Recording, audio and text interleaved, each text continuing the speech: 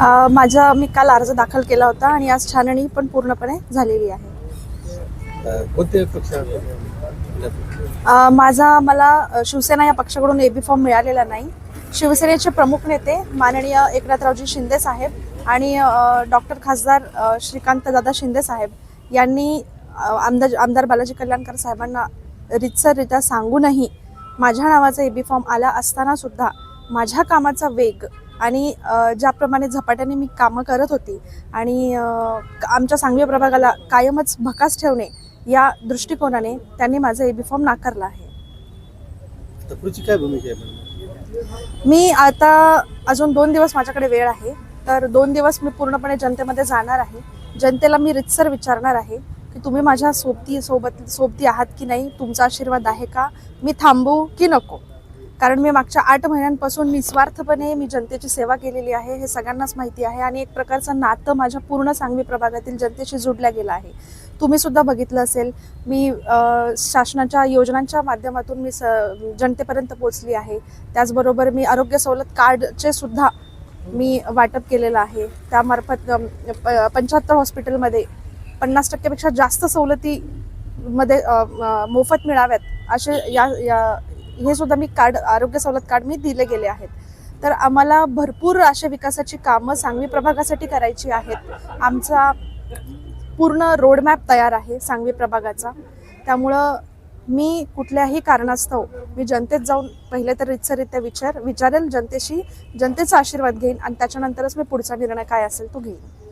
कारण शिवसेनेचे रक्त आमच्या अंगामध्ये आहे. त्यामुळं आम्ही निवडणुकीला जो जनता आम्हाला संदेश देईल त्यानुसार आम्ही त्याचा निर्णय करू. तिकीट देण्याची काही निकष होते का मॅडम? त्या निकषामध्ये आपण जसं ज्या प्रकारे माझी पहिली फेरी होती ती म्हणजे राखी पौर्णिमेची, तर पहिल्या फेरीपासूनच मला ज्या प्रकारे झपाट्याने मी जे कामं करत होते, सकाळी 7 वाजता घर सोडण्यापासून रात्री 10 वाजेपर्यंत सतत लोकांमध्ये जाणे आणि जशा प्रकारे लोकांचा प्रतिसाद येत होता, त्याच्या अगदी 2 ते 3 दिवसापासूनच आम्हाला आमदार बालाजी कल्याणकर साहेबांनी विरोध करण्यास सुरुवात केली होती. पण ते आमच्या पक्षाचे वरिष्ठ नेते आहेत, त्याच्यामुळं आम्ही सातत्याने काम करत राहिलो. आम्हाला वाटलं की ते पुढे चालून आमचं काम बघून, आमचं एवढं काम बघून आज तुम्ही जर बघत असाल तर पूर्ण नांदेड शहरामध्ये मिनल गजानन पाटील यांना सर्वजण ओळखतात आणि तेही कामानिशी ओळखतात, फक्त नावानिशी नाही. त्यामुळे आम्हाला असं वाटलं होतं की वरिष्ठांनी सांगितल्यावर तरी आम्हाला त्यांनी आमचा एबी फॉर्म आमच्यापर्यंत पोहोचेल अशी आम्हाला 1 ते 1.5 वाजेपर्यंत आम्हाला कल्पना होती. पण त्यांनी शेवटच्या मोमेंटला वरिष्ठांनी सांगून सुद्धा त्यांनी आम्हाला एबी फॉर्म दिलेला नाही आहे. ते काही विषय नाही. ते काल परवा आले 3 महिन्याखाली. कारण पहिलेपासून नगरसेवक काम करत आहेत. माझ्यासोबत शिंदेसाहेब जेव्हा उठाव केला त्यावेळेस मला ते नगरसेवकांनी पाठिंबा दिला आणि पक्षामध्ये प्रवेश केला.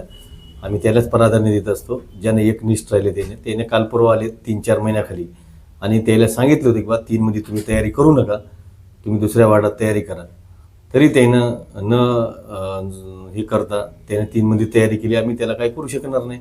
ज्याला जे काम केलेलं आहे ते स्थानिक श्याम कोकाटे तिथले भूमिपुत्र आहेत आणि त्याच्यामुळं त्याला काय करू शकणार, त्याला तर देणं जरुरी आहे. कारण पहिले नगरसेवक होते काँग्रेसचे, आपण ते फोडून विधानसभेच्या अगोदर माझा प्रचार केला आणि शिंदेसाहेबाच्या वेळेस वीरेंद्रसिंग गाडेवाले सुद्धा माझ्यासोबत आले, उठाव केला त्यावेळेस.